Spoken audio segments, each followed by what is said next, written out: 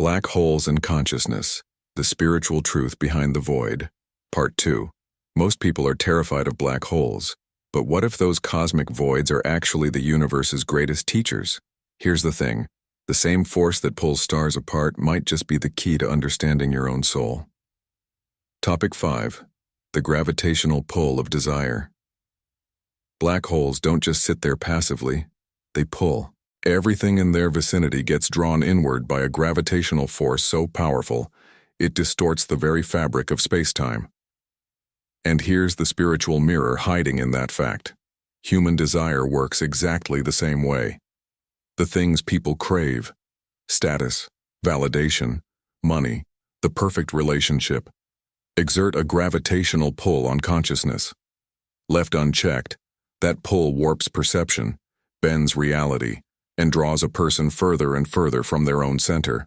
The spiritual tradition of Buddhism has described this for 2,500 years with the concept of tanha, craving, as the root of suffering.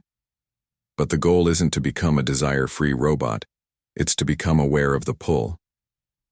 When someone can notice the gravitational field of a craving without immediately being swept into it, they've created a gap, and in that gap lives freedom.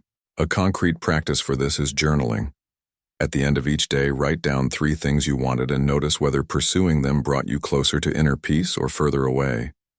That data, accumulated over weeks, becomes a deeply personal map of your own energetic patterns. The black hole teaches something radical. Even light, the fastest thing in the universe, can be bent and captured by a strong enough gravitational field. This means that even clarity, even intelligence, even spiritual insight can be bent by unexamined desire. That's why the most advanced spiritual teachings don't just focus on knowledge, they focus on purification, cleaning the lens through which the soul perceives, because a distorted lens will bend even the most brilliant light. And the awakening that's waiting on the other side of that process? It's beyond anything the mind can currently imagine. Topic 6. Darkness as a Teacher. Most spiritual traditions are obsessed with light, enlightenment, illumination, the light of the divine. But the universe's most powerful transformers are made of darkness. Black holes are, by definition, invisible. They reveal themselves only through their effects, through the way they bend light, through the matter they pull in, through the ripples they send through space-time. And that is an incredibly important lesson for anyone walking a path of healing and personal development. The dark nights of the soul, those periods of depression, confusion, grief, and spiritual isolation, aren't signs that someone has failed. They are signs of massive energetic reorganization happening beneath the surface. Just as a black hole does its most profound cosmic work entirely out of sight, the deepest transformation in a human being happens in the places nobody else can see. St. John of the Cross wrote the most luminous mystical poetry of his life while imprisoned in a dark cell. Rumi's Masnavi, one of the greatest spiritual texts ever written, was born from a place of profound longing and inner darkness. So if someone is going through something right now that feels like a void, a loss, a collapse, a season of silence, they should know, the universe doesn't waste a single dark night. That darkness is information. It's the event horizon of the next version of themselves. The soul doesn't grow in the comfortable places. It grows in the place where the old maps stop working, and the only navigation system left is the quiet whisper of the higher self. Topic 7. Energetic hypersensitivity. Feeling everything. Here's something nobody talks about enough. One of the clearest signs of a genuine spiritual awakening isn't bliss or visions, it's feeling too much. Energetic hypersensitivity, an overwhelming sensitivity to the emotions, energies, and states of people and environments, is one of the 7 symptoms most commonly reported by people undergoing real spiritual transformation. It can feel like a curse.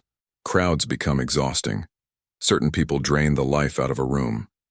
Emotions hit with the force of a tidal wave, seemingly from nowhere. But here's the reframe. A person who feels everything deeply isn't broken. They're tuned in. Like a radio antenna that's been upgraded to receive higher frequencies, energetic hypersensitivity is consciousness expanding its range. The key is learning to distinguish between what belongs to you and what you've absorbed from your environment. A skill taught in depth in books like Judith Orloff's The Empath's Survival Guide or Donna Eden's Energy Medicine. Simple practices like grounding, walking barefoot on grass for 10 minutes, breath work, or setting clear energetic boundaries can make an enormous difference in daily life. The universe is made of energy. This isn't New Age speculation, it's literally what Einstein's field equations describe.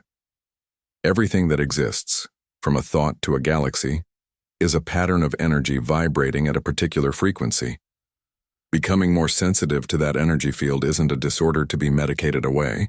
It's a doorway, one that, when navigated wisely, leads directly to the higher self, to deep empathy, to the kind of consciousness that can actually change the world. And learning to work with that sensitivity rather than against it, that's where personal growth stops being a hobby and starts being a calling. Topic 8. The rebirth on the other side. Every black hole, according to some cosmological theories, leads somewhere. The matter and energy absorbed don't simply cease to exist. They may emerge through a theoretical white hole, reborn into a new region of the universe, in a completely transformed state. The information is never destroyed.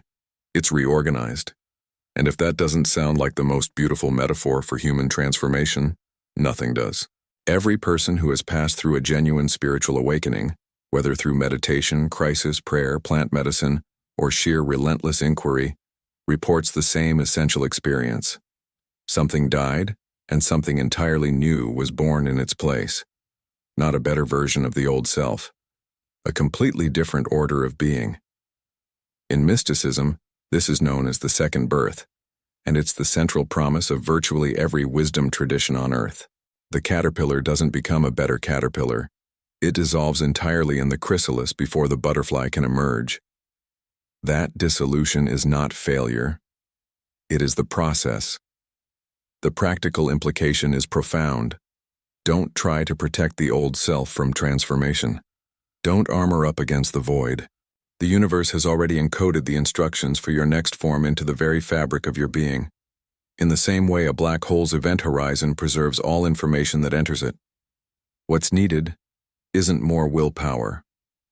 What's needed is the kind of trust that can look into total darkness and recognize it as a spiritual portal, a threshold between who you were and the soul you were always meant to become. Conclusion. The universe is calling you inward. Here's the most provocative truth of all. The black hole and the meditating sage are doing the exact same thing, collapsing the illusion of separation, pulling everything toward a center of absolute reality, and revealing what was always there beneath the surface. The cosmos didn't create these voids by accident. The universe is, in its own magnificent way, modeling the path of enlightenment on a galactic scale. So the question isn't whether you believe in black holes or whether you believe in spirituality. The question is, what are you avoiding looking at in yourself? What old identity are you protecting from the event horizon of your own growth?